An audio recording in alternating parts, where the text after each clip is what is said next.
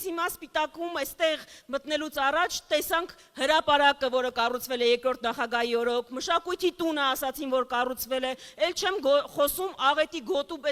բազմահազար բնակարանների մասին։ Մենք ունեցել ենք կառուցող նախագահ եւ միասին պիտի կառուցենք ու վերակառուցենք մեր երկիրը հունիսի 7-ից հետո ու միասին դա պիտի անենք։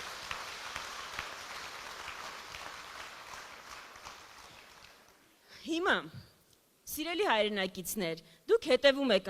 ընտրարշավին, տեսնում եք հարցազրույցներն եք լսում, տեսնում եք այն բառամթերքը, բառապաշարը, որ օգտագործում է իշխող թիմը, իր թեզերին անգամ այստեղ չեմ ուզում անդրադառնալ, այսօր չեմ ուզում անդրադառնալ, գործընկերներս վստահ եմ կանադառնան, ամեն օր անդրադառնում ենք, ուզում եմ այլ բանի անդրադառնալ։ Ամենաշատ տրվող հարցը մեզ այս ամբողջ ընթացքում հետևյալն է։ Լավ, բայց հնարավոր է, կլինի, մեկ էլ ասում եք, որ այս ընտրություններով գնացող չի։ Ժողովուրդ ջան, եթե հունիսի 7-ին մենք գնանք ընտրատեղամասեր,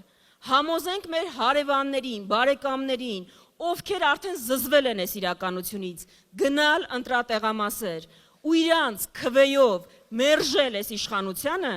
այս իշխանությունը գնալուց բացի այլ տարբերակ չի ունենալու, հնարավորություն չի ունենալու մնալու, ու այդ գործում իրան ոչ Թրամփը, ոչ Ալիևը, ոչ Էրդողանը չեն կարողանալու օգնել, դուք եք ձեր քվեով որոշում ով է Հայաստանում լինելու իշխանություն, ուզում եմ շատ լավ պատկերացնենք այս մասնակցության կարևորությունը,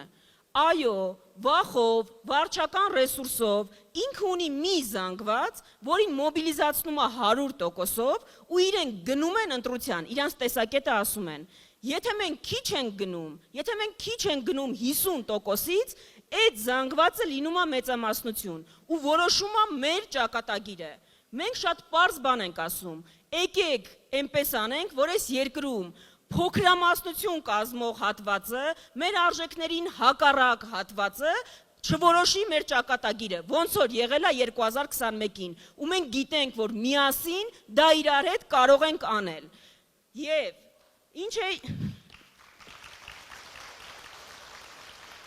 ու որպեսզի վստահ լինեք, որ սրանք խոսքեր չեն ուղղակի լավատեսություն չեն փոխանցում։ Սա ամիսների աշխատանք է, որ իրականացրել է այս թիմը, անտեսանելի աշխատանք։ Ու ինչ է արել։ Միակ թիմն է Հայաստան դաշինքը, որ բոլոր 2000 տեղամասում ունի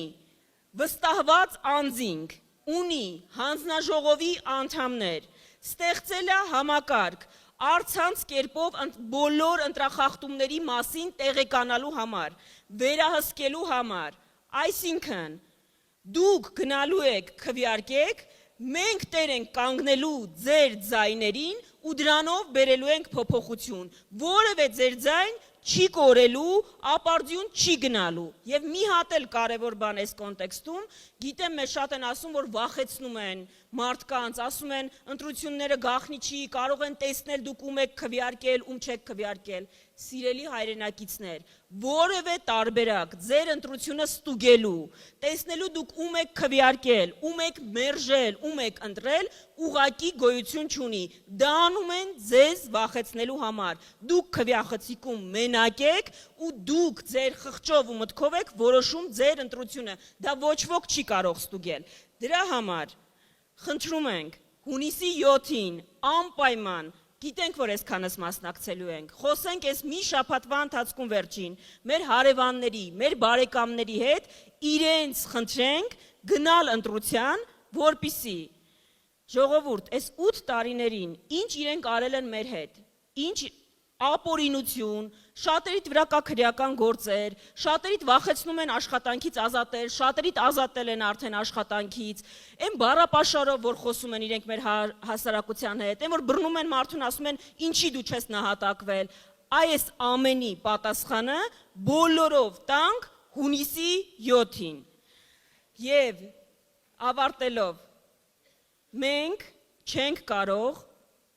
իսկապես տնտեսական թեմաներից կարող ենք խոսել, մեր կրթական ծրագրերից կարող ենք խոսել եւ դրանք իսկապես շատ կարեւոր են, բայց մեր ընտրությունը նաեւ շատ պարզ է։ Մի կողմից Ադրբեջանն է, Թուրքիան է, այլ գերտերություններ են նաև իրենց սրտի թեկնածուով, որոնց ուղիղ աջակցում են, եւ դա միջամտություն է մեր ներքին գործերին։ Մյուս կողմում Հայաստանի թեկնածուն է։ Մենք Հայաստանի եւ որևէ այլ երկրի մեջ չենք կարող չընտրել Հայաստանը։ Ու երբ մեզ հարցնում են, իսկ հաղթելու ենք, ժողովուրդ ջան, մեզ ուրիշ տարբերակ ուղակի չեն թողել։ Հաղթելուն այլ ընտրանք չունենք մենք։